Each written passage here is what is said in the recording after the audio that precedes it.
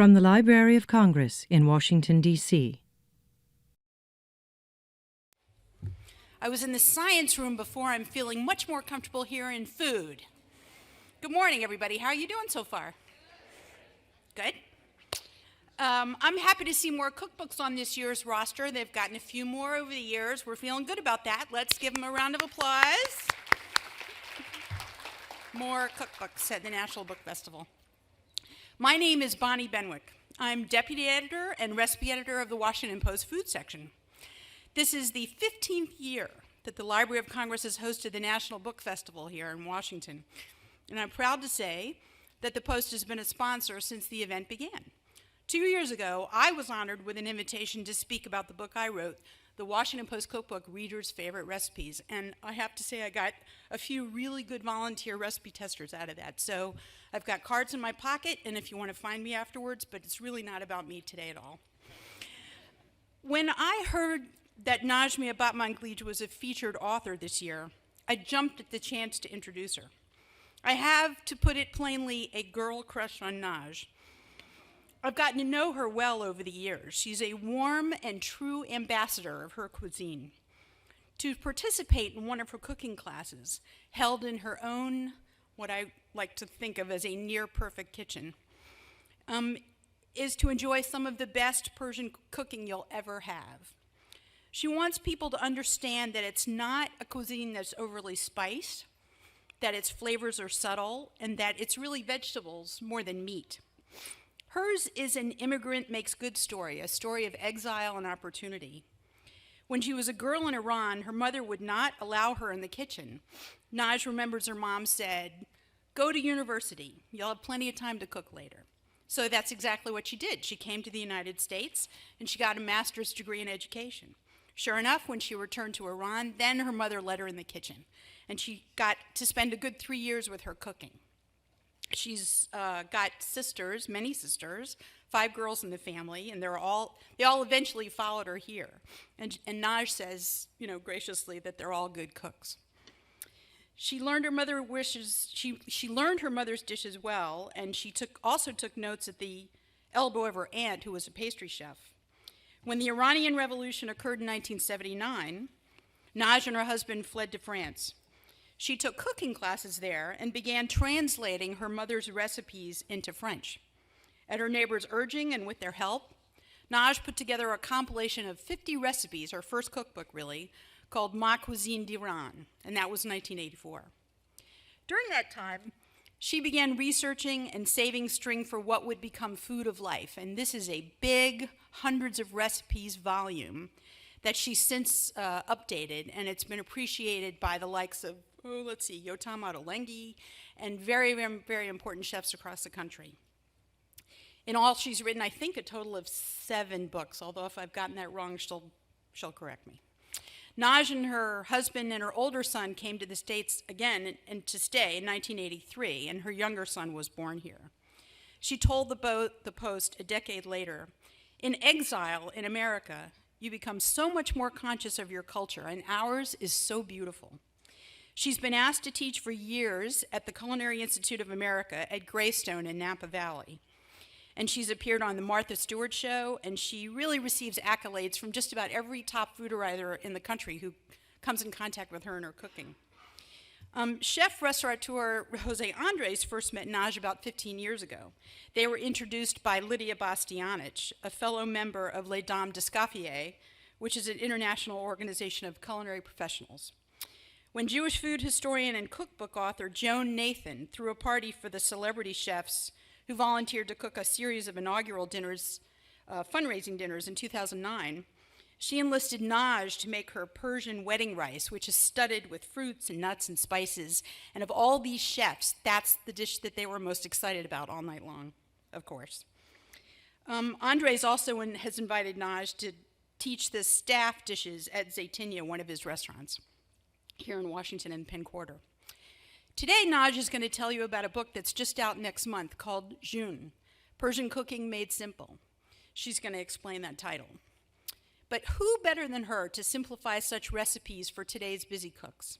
She dedicated the work to her grown sons, who are both successful artists in their own fields, as part of a generation that's enthused about cooking fresh, good food. I'm proud to call her a friend and fellow member of Les Dames, and I'm hungry to hear what she has to say, always. Please welcome Najmieh Batmanglij.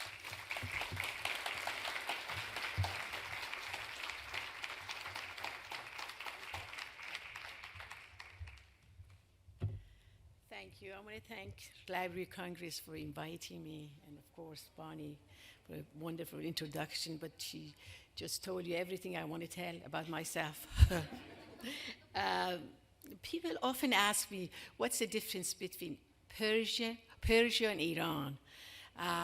First of all, both refer to the same country. These days we use Persian for Persian carpet, Persian miniature, Persian cat, and of course, Persian food, and Iran to refer to the country. So I want to tell you a little bit about myself. You know, as Bonnie said, I was born and raised in Iran, and a country situated at the center of ancient network of trading routes called today's Silk Road. For centuries, besides silk and goods, religion, music, poetry, literature, and of course, food and ingredient travel along the Silk Road. Since Iran was at the center of the Silk Road, functioned as entrepot of the medieval and ancient world. So there was a lot of back and forth between China in the east and Italy in the west. As a result, this mutual back and forth shaped the cuisine of Iran. Persian cooking both influenced and was influenced by the cuisine of the country along the Silk Road. The royal courts of two Persian empires in 500 BC and 300 AD both were famous for their cuisine. Today we would call them foodies. I always loved cooking. As Bonnie said, my mother wouldn't allow me in her kitchen. She would say, go to university, get your education. You will have plenty of time to cook. And she was right, because when you get married, you realize that that's your destiny. I came to the United States when I was 18. I went to university here. I studied. After 7 years, I received a master's degree in education because I love to teach. And then I returned to Iran, and actually, that was the place I met my husband. And at that time, I handed my master's degree to my mother, and she gracefully allowed me in her kitchen. My mother was an excellent herbalist. She was a beautiful, warm person who raised a large family, mostly with home remedies. I learned, and I had an aunt, she was an excellent pastry chef, and she never shared her recipe with my mother. But when I returned to Iran, and I was, American educated, and I begged her to teach me her secrets, and she agreed to that. So I learned all I could from my mother and from my aunt, and I recorded the recipe I learned.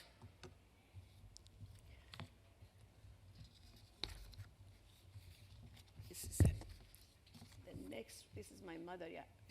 I cannot see which one is. This is my mother, yes. My husband, okay. At the end of 1979, as the Iranian Revolution took a fundamentalist turn, my husband and I became refugees in a small village in France. I was pregnant with my first son. We had no paper because we were refugees. We fled from Iran. I didn't speak French. And I decided, there was a lot of challenge. I decided to follow my passion, which was cooking, and to become a cook. And I thought France was the place I started cooking and translated my mother's recipes. And it was interesting, the whole village started helping me. And because I fed them all Persian food. With the help of the village, I published my first cookbook. They found me publisher, Grand Chef, published my first cookbook, Ma Cuisine d'Iran, and I gave birth to my first son, Zal.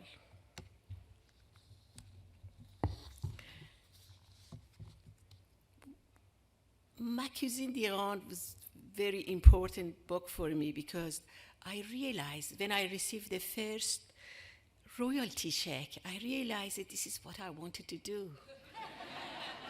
something that you love to do at the same time can get paid. So that was exactly what I wanted to do.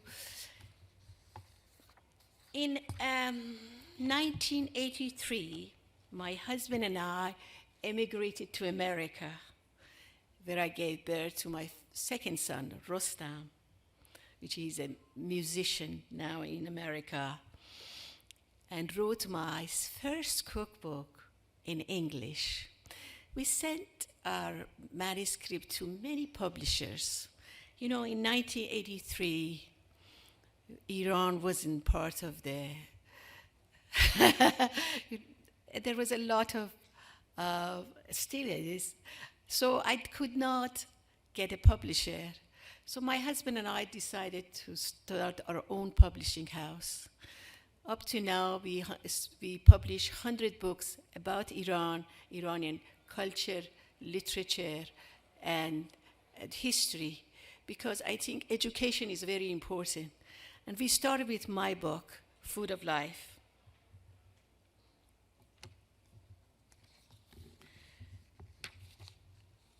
To my surprise, I received a very positive reaction and feedback, which encouraged me to think about and begin to serious research into Persian cooking. Actually, Library Congress gave me an award for the cover of the Food of Life. I own Library Congress. I read everything that was available and related to food, from ancient texts to medieval Persian contemporary literature and poetry.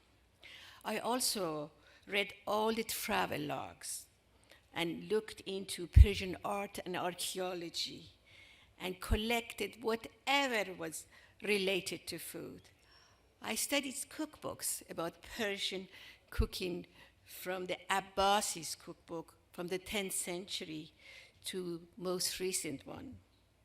Keep in mind, the Abbasis cookbook were written in Arabic, but when I examined the book, I noticed that most of the recipes were borrowed from the Sasanian before invasion of Islam to Iran. So most of the recipe was Persian.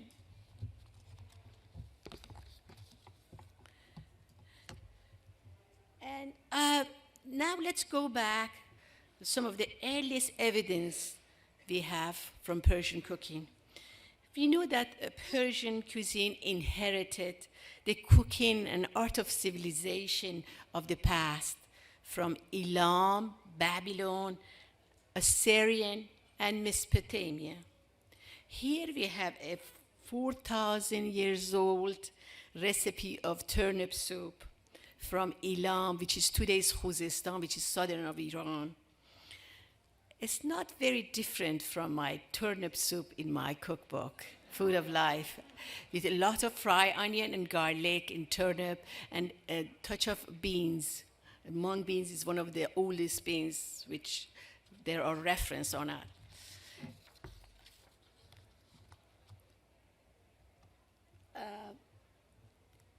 we have the civilization of Marlik near the Caspian. The Caspian is 3 hours from Tehran, the capital of Iran. Their recent, their refined jewels in the shape of the fruit, such as pomegranate, and their kitchen utensils tell us a great deal about their cooking and culture of their culture and their civilization. Take a look at this beautiful pot and ladle. And this one is mortar and pestle with spout. They used to crush walnut, pomegranate, and olive, which is a kind of tapenade, still is going on in Iran because walnut and olives and pomegranate both wildly grows by the Caspians. And they call this dish, this tapenade, zeytun parvarde. However, by 500 BC, the Achaemenids of the First Persian Empire had developed their own cuisine. Xenophon, the Greek historian, said the Persians not only kept the old recipe, but they had a special kitchen and a special chef to create the new one. And Herodotus said, Persians love dessert. And I love the song. Persians love dessert. They love dessert so much. And they believe that at the end of the meal, if you have a piece of sweet, it helps digestion. Keep that in mind. Dessert, the word of dessert comes from French word desserve. It's created in 16th century in our food vocabulary. But the idea of having sweet at the end of the meal was in Royal Persian kitchen 500 BC.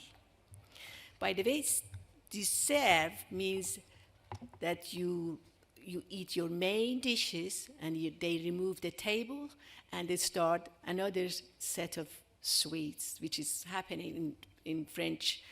Iranian system was the same. They believed that you eat the main dish inside without wine. I'm talking about ancient Iran, of course, without wine. But then they removed the table, they went to the garden, and they start drinking wine with the small sweets and savory. They call it nogleme, which is the same as mazeh in Arabic. So nogleme was the small dishes the Persians served.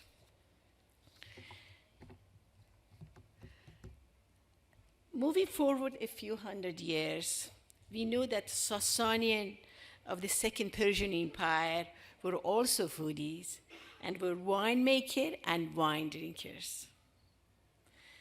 This beautiful silver and gold cup was filled with wine from the top, and the wine drunk from the mouth of the gazelle.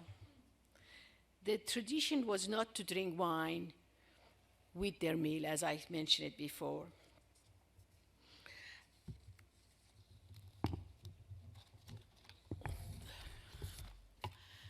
I wanted to read you I want to read you poems from Rumi. Even though the poet Rumi says the best recipe is hunger, he used food and wine as a metaphor in his poetry.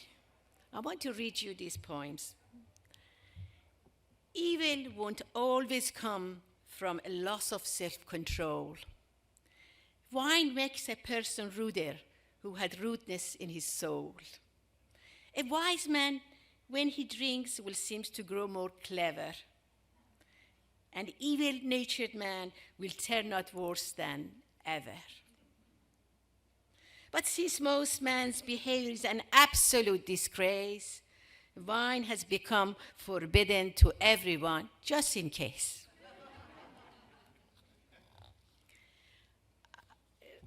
Actually, I find so many interesting stories in Rumi's poetry, which assumably he's supposed to be a poet, a Sufi poet, not dealing with food and wine and all kind of things like that. But surprisingly, Rumi used kitchen as a metaphor, which when I teach in my kitchen, I try to use to see my student as the way the Rumi see it. So use kitchen as a metaphor when I teach.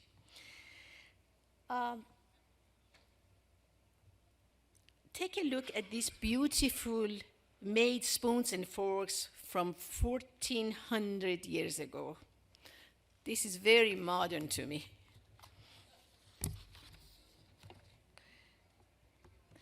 This miniature is from 16th century, shows King Khosrow. We have a wonderful story in an old text Persian about King Khosrow. In his tale, a young knight asks Khosrow to admit him to the royal court and volunteers to take any test to prove his worth. King Khosrow chooses the test that young man's abilities in 13 subjects, such as music, poetry, horse riding, chess, but surprisingly, he tests the young man on his knowledge of food. His answer reads like a handbook for gourmet, and it was because of this knowledge that he admitted into the royal court. Let me tell you one of the questions. What is the best bird to eat? The king asked. And the boy replies, the pheasant, the hen, the partridge, but the best is domesticated duck, fed on hemp seeds and fattened with the butter of olives. After it's killed, on the first day, it must be hung by its trunk, and on the second day, by its neck. Then it must be marinated in brine and boiled until become tender, and finally roasted on a stick. I saw the same procedure for making Peking duck in China. The only difference was they deep fry the duck rather than roast it on a stick.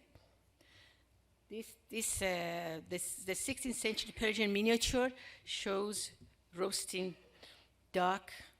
Actually, it's the same duck they're talking about.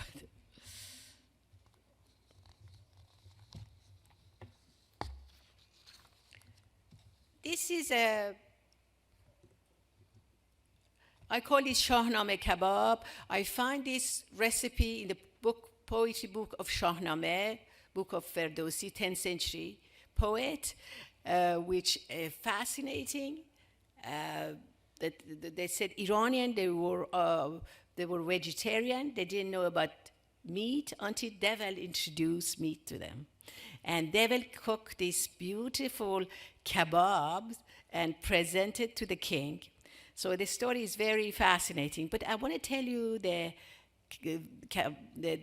recipe of the kebab is a filet of veal marinated in saffron, rose water, musk, and old wine.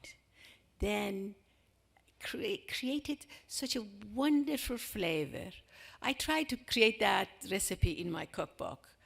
I did not put musk because it's not so available, but it has a combination of rose water and saffron, make it such a delicious and tender, tasty dish. Another treasure I find in Persian literature from 15th century was Bozhaq Atameh of Shiraz, a poet and gastronome. He wrote the whole divan of poetry dedicated to Persian food. Actually, I am translating this divan into English because it's wonderful, and I took a lot of recipe from it. He talks about noodles and dumpling a lot. Up to 15th century, Iranian were noodle and dumpling eaters. And after 15th century, rice became very popular in Iranian cooking. Here we have a miniature showing the making of dumpling under a tent in the 16th century Persian miniature. The man on the right eating dumpling on the stick. It's very interesting, the same way the Chinese eat dumpling with chopstick.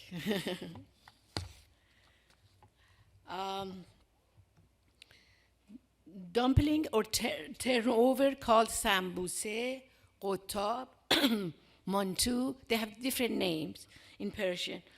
Here I have sweet and sour dumpling, and then inside is lamb, tarragon, spices, and then you bake them, and then you sprinkle with rose petals, pistachio, and dusted sugar. So it's a sweet and savory. It's wonderful. I found this recipe in 16th century cookbook, in Safavi's cookbook. Now we have pistachio meatball. Also, this is from Safavi's cookbook. It was fascinating. I discovered they use pomegranate molasses as a sour agent and grape molasses as a sweet agent. When you combine these two together, create a heavenly flavors. And I know my friend Bonnie has this recipe in the Washington Post cookbook.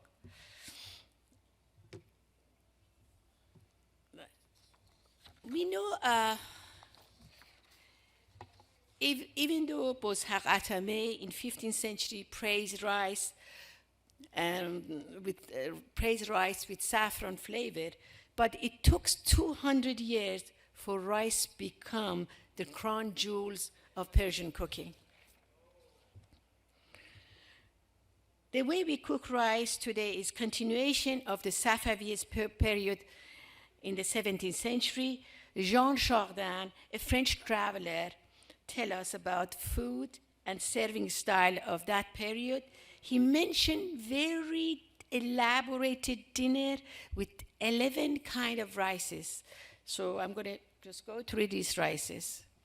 This is jewel rice,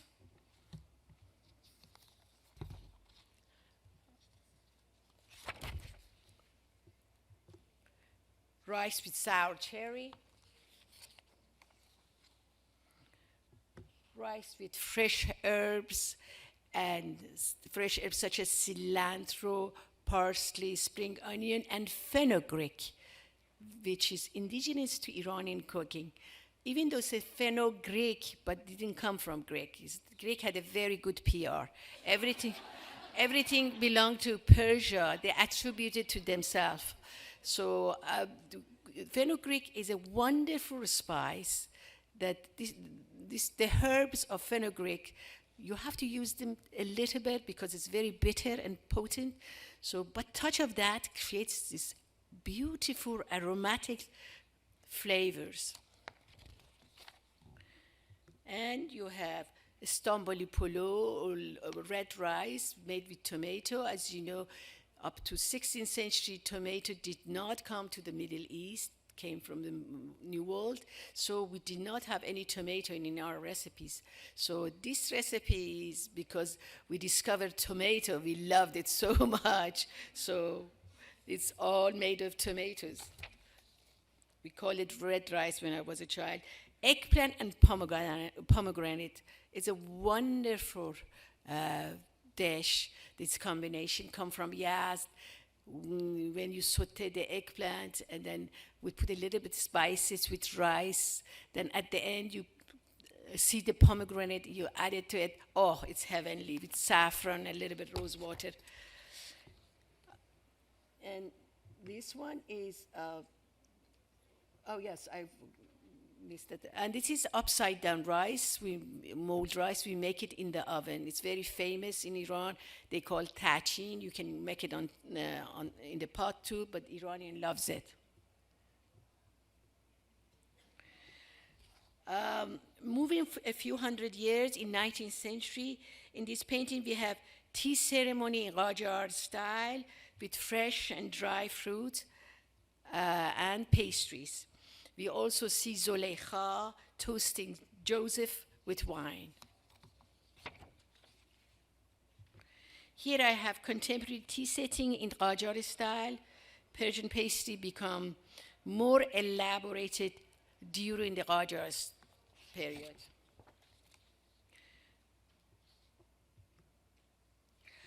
I have told you a little of what we know about Persian food from archaeology, painting, poetry, linguistic, and old texts. But this was not theory for me. I have been cooking Persian food every single day since 1979 when I left Iran. So I'm a good cook. I'm not just food scholar and cookbook writer. And I love what I'm doing, so I'm blessed. I started my first cookbook as a love letter to my children 35 years ago, isolated in my kitchen, writing recipes, testing and retesting, shooting and reshooting photos from my cookbook. When I watched this testing recipe, it was really remind myself, but I was all alone. I didn't have much people because I couldn't afford to have a lot. So in one kitchen, I did so many things all by myself. It was challenging, but I learned a lot. For this book, I traveled along the Silk Road. I cooked with regional cooks, and I wrote these recipes. And it was a wonderful experience. It took me 7 years to do that because every year I left my children with my husband, which is here, for 3 weeks and traveled. So that I couldn't do it in one shot. I'm going to do. When I was invited to talk in Napa, I noticed none of the wine book even mentioned Iran because it was politically incorrect, perhaps. When winemaking and when I did this book, I realized that winemaking and wine drinking ceremonies perhaps originated in Iran. So it's from Persia to Napa, wine at the Persian table. This is the only Middle Eastern cookbooks pairs wine. So I'm very proud of it. 30 years later, my sons Zals and Rostam, now young adult, told me, "Mom, welcome to 21st century. Your book is old and outdated." They helped me to restructure, redesign my cookbook for today's generation or today's cook. Even though I wrote this book originally for our children so they would know where they came from and what it had tasted like, I am so happy to know many people are now using this book. I receive emails from around the world, from the second generation Iranians especially. They get together and cook from my cookbook. They recite poetry, they tell jokes, and eat and drink as Iranians has always done. And that makes me very happy.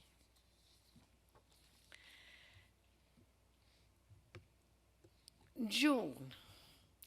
I love this name. This book will be out in October. June means life. It can be used in multiple styles, from term of endearment, similar to darling, after someone's name, to showing great enthusiasm. When you love something, when you take a bite of a good food, you can say June. Means I love it. For this book, I have simplified 75 recipes. My favorite recipes, I use quinoa. I make it quinoa Persian style. I cook it with saffron and rose water. It come out wonderful. I cook kale in Persian style. You know, you saute kale with onion and garlic, and then you let it cool, and then you add thick yogurt. It'll become wonderful. Mix it, and you become a wonderful dish. In this book, you'll find, okay, my time is okay. Actually, I'm done with this. In this book, you will find inspiration as well as practical guidance. I wrote, this book is very dear to me because my sons asked me from long distance, from California, Mom, how did you make that roasted chicken that my friend loved it? Mom, how did you make that soup? Tell me about that kale salad. So I decided to write a cookbook for my children generation, which between 30 on, but I think young kids in college, especially I noticed recently, they all like to cook and get together. So I wrote this book for their generation. It's very important in this book, for every recipe there is a picture, and every recipe has one pot and cook less than 1 hour. So it's a simplified, very old recipes. So I'm very proud of this book. And thank you for coming and inviting. Okay. They can ask questions. I have 5 more minutes. Okay. No, that's fine. Okay, I'm happy to answer any question you have, if you do have a question for me. Yeah. Hello, I have a question. Okay. Okay. Thanks for a wonderful presentation.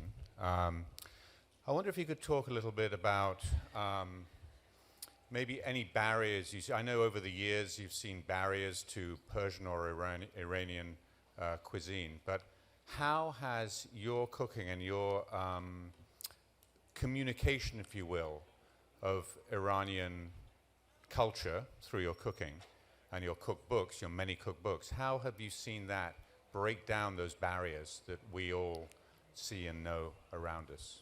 Thank you. Well, I think food is universal, and it's a sign language, you know. When America went through a lot of difficulty. They were against Chinese, Japanese, now Iran. But they always loved Japanese food, Chinese food. So this food is very powerful. It's beyond all these things. I noticed that a lot of chefs buy my book secretly when I was in the conferences. And a lot of chefs have my book. I'm so very surprised. But I think Persian food, hopefully, is going to be next big things, because Persian food has a lot to offer. When you see Turkish food, there's a lot of names of Turkish dishes are Persian, because in 16th century, Ottomans invite Persian chef, like America now. When you're empire, when you're important, we invite Alain Ducasse here, or to come and open a restaurant and teach us all Jacques Pepin. But in 16th century, during Ottoman, the Persian chef were cooking in the court. And you see a lot of trace of Persian food. For example, sweet and sour in Chinese dish. We have records of King Khosrow, the 6th century King Khosrow. He loved a dish cooked in honey and vinegar and the spices. The meat or chicken or fish cooked in honey, in sweet and sour flavor, is totally Persian. We have the records. King Khosrow loved it so much.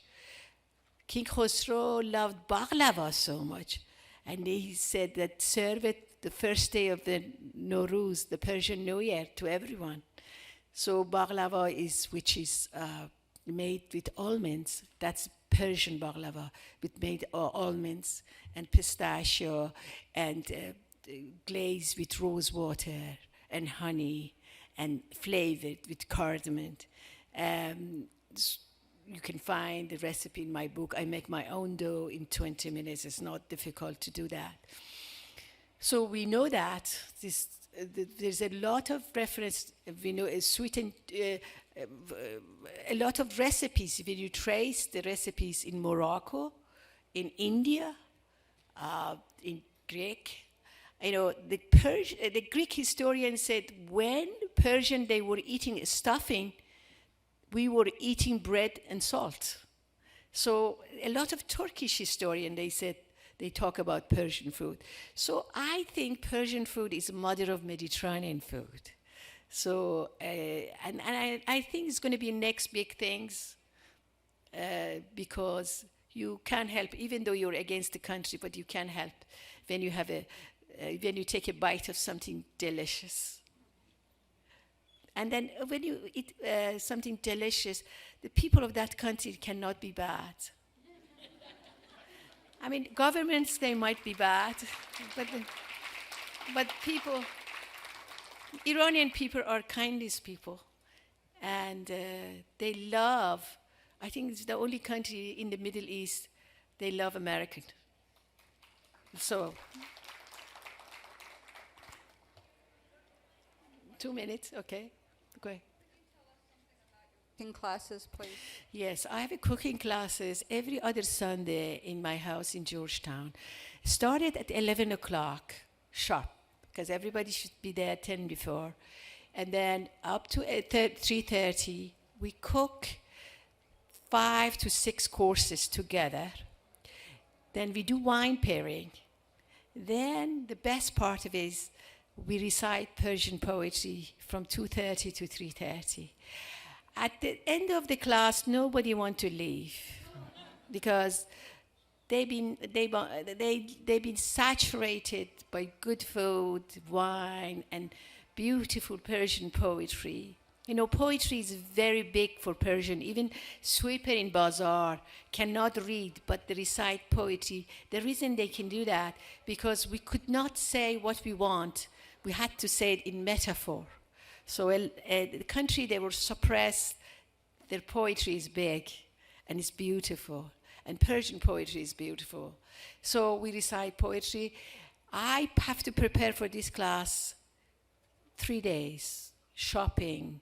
I chop a lot of my ingredients from the farmer market. I believe in farm to table, sustainable fishes, everything organic. I have a kosher kitchen. Everything should be separated. I'm not one of those chefs mixing everything. So it's a labor of love, and I love it, and they love it. You can see in my site, I announced the next cooking class, which is October 4th.